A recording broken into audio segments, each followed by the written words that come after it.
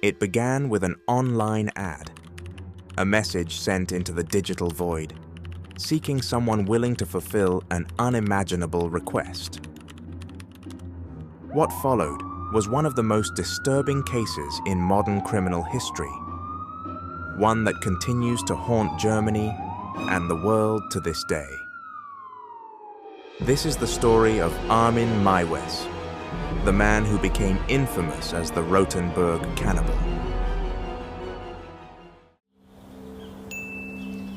Armin Meiwes wasn't the kind of man who drew attention to himself. Living in the small, tranquil town of Rotenburg, Germany, he was polite, soft-spoken, and known to neighbors as dependable. He kept to himself, maintaining his family's old farmhouse after his mother's death. To anyone looking in, Armin's life seemed ordinary, even dull. But behind closed doors, Armin's life was anything but ordinary. Left alone in the sprawling farmhouse after decades of caring for his controlling mother, he felt the weight of isolation. Memories of a lonely childhood haunted him. Years spent longing for friendship, connection, and a family that never came. The internet became his escape, a world where his fantasies could take shape without judgment. In the quiet of his home, Armin began to explore the darkest corners of his mind. What started as a curiosity became an obsession, a desire that would soon lead him down a path the world would struggle to comprehend. And it all began with a single message on an obscure forum.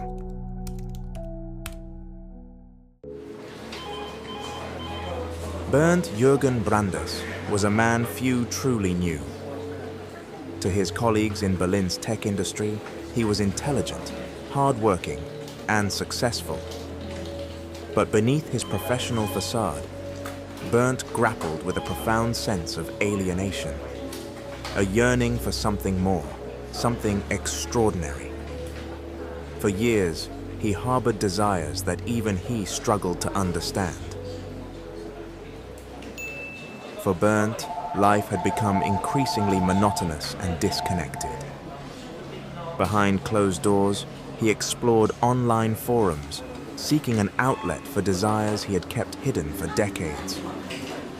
It was here, in the anonymous corners of the internet, that he stumbled upon Armin Meiwes' ad, a message that spoke to his deepest fantasies. Bernd's response wasn't impulsive. He communicated with Armin extensively, negotiating the details of what would ultimately become his final act of self-determination. In March 2001, Bernd made his decision. He traveled to Rotenburg with a calm resolve, fully aware of what awaited him. Witnesses described him as composed, even cheerful, during his journey. The farmhouse was silent, its darkened rooms lit only by a few dim lamps. Inside, Armin and Bernd prepared for what they both knew would be an unforgettable night. Their agreement was clear, but the tension between fantasy and reality was palpable. Could they actually go through with it? As they sat down together, Bernd seemed calm, even eager. Armin, on the other hand, admitted later to feeling nervous, both exhilarated and terrified. They talked not as strangers, but as two people bound by a shared understanding. Yet, as the minutes ticked by, the enormity of what they were about to do hung heavy in the air. What happened next was recorded in chilling detail. Following their plan, Bernd willingly participated, even consuming a part of himself. Armin described this moment as surreal, a boundary crossed that could never be undone. The act was not rushed, it was methodical, deliberate, and to them, deeply personal. Hours later, Armin ended Bernd's life, fulfilling what both men had agreed upon. As dawn approached, the farmhouse was quiet once more. Armin, alone now, reflected on what he had done. To him, it wasn't an act of violence. It was the fulfillment of a dream, one he believed would bring him peace. But the reality was far darker. What had begun as a consensual agreement had ended in death, and the echoes of that night would soon reach far beyond Rotenburg.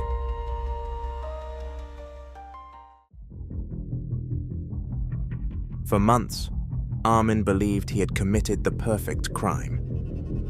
But his compulsion to share his story became his downfall. In December 2002, he posted more details and images on the same forum where he had met Bernd. These posts caught the attention of another user who reported them to the police. On December 11th, authorities raided the farmhouse, uncovering a scene that defied imagination. The news of Armin Meiwes' arrest spread like wildfire. Headlines around the world labeled him the Rotenburg Cannibal. The media fascination wasn't just about the gruesome nature of the crime. It was about the shocking twist. Both men had consented. As investigators pieced together the details, the world struggled to make sense of the case. The trial began in December 2003, and it was anything but ordinary. At the heart of the case was a video, a 2-hour recording of the act, showing Berdt's consent and participation.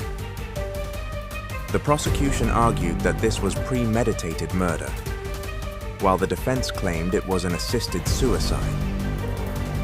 The question was clear: could consent justify such an act? And if so, where do we draw the line? After weeks of testimony, the court reached its decision. Armin Meiwes was found guilty of manslaughter and sentenced to 8.5 years in prison. But in 2006, after an appeal, he was retried and convicted of murder, receiving a life sentence. The case set a legal precedent in Germany, forcing lawmakers to grapple with questions of autonomy, morality, and the limits of consent. The story of Armin Meiwes and Bernd Jürgen Brandes forces us to confront the hidden depths of the human mind. What drives someone to not only imagine, but also act on such a taboo desire? For Armin, it was a mix of loneliness, fantasy, and control. For Bernd, it was a search for meaning and fulfillment in the most unconventional way imaginable. Their actions raise an unsettling question: how far will people go to satisfy their inner voids? But beyond the psychological, this case asks us to wrestle with ethical questions. Can true consent justify any act, no matter how extreme? Where should society draw the line between personal freedom and public morality? For many, the fact that Bernd willingly participated doesn't make his death any less disturbing. Others argue that denying his autonomy is itself an injustice. The Meiwes trial became a modern-day morality play, reflecting society's discomfort with the edges of human behavior. The Rotenburg Cannibal case exposed the cracks in our collective understanding of right and wrong. It showed us that the internet is not just a tool for connection, but also a breeding ground for the darkest fantasies. It made us question whether modern society is equipped to handle cases that blur the line between victim and participant. And perhaps most unsettling of all, it forced us to consider the nature of taboos, why they exist, and what happens when we break them. Ultimately, the story of Armin Meiwes isn't just about one crime. It's about the fragility of human connection, the power of hidden desires, and the limits of freedom in a civilized world. It reminds us that while we may not understand or condone such acts, they reveal truths about the complexity of human nature. And perhaps, in grappling with stories like this, we come to better understand ourselves.